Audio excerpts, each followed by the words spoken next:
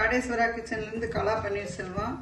இன்னைக்கு நம்ம வந்து சிக்கன் நாட்டுக்கோழி குழம்பு எதுவுமே அரைச்சி ஊற்றாம ஈஸியாக சீக்கிரம் செய்கிற மாதிரி எந்த மசாலா எதுவும் வேண்டாம், எப்படி செய்யறதுன்னு பார்க்கலாம்.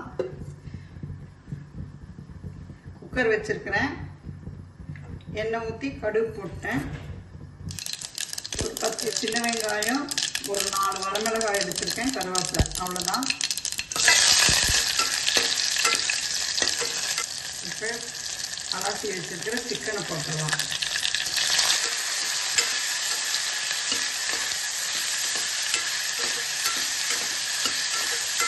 நான் வறுவல் கடிச்சிட்டு வந்த கறியில் கொஞ்சம் எலும்பை மட்டும் எடுத்து இந்த மாதிரி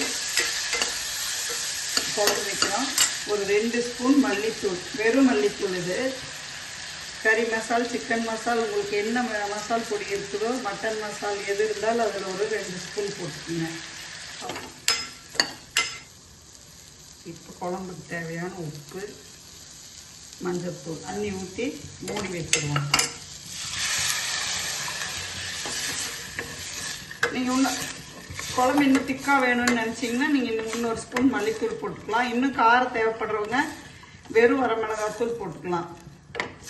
இல்லை குழம்பு மிளகாய் தூள் இருந்ததுன்னா அதை போட்டிங்கன்னா நம்ம வந்து இந்த சிக்கன் மசாலா, மட்டன் மசாலாலாம் போடாமல் விட்டுடலாம். மூடி போட்டு ஒரு 7-8 விசில் விட்டு, எத்தனை விசில் வேணாலும் விட்டுக்கலாம். ஒரு கறி வேகிறத பொறுத்து விசில் வரட்டும் பார்க்கலாம். இப்போ நான் 6 விசில் விட்டு எடுத்துருக்கிறேன். குழம்பு பாருங்க, இந்த எதுவுமே அரைச்சி ஊற்ற வேண்டாம், வெறும் மல்லித்தூள். எந்த மசாலா பொடி இருக்குதோ நீங்கள் அதை போட்டுக்கோங்க. கரம் மசாலா போட வேண்டாம். சிக்கன் மசாலா, மட்டன் மசாலா, கறி மசாலா எது இருந்தாலும் ஓகே. சாதம், நாட்டுக்கோழி குழம்பு.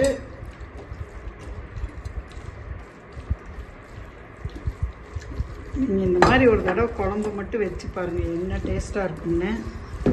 இந்த டிஷ் உங்களுக்கு பிடிச்சிருந்ததுன்னா லைக் பண்ணுங்கள், ஷேர் பண்ணுங்கள். காடேஸ்வரா கிச்சனுக்கு ஒரு சப்ஸ்கிரைப் பண்ணுங்கள். நன்றி.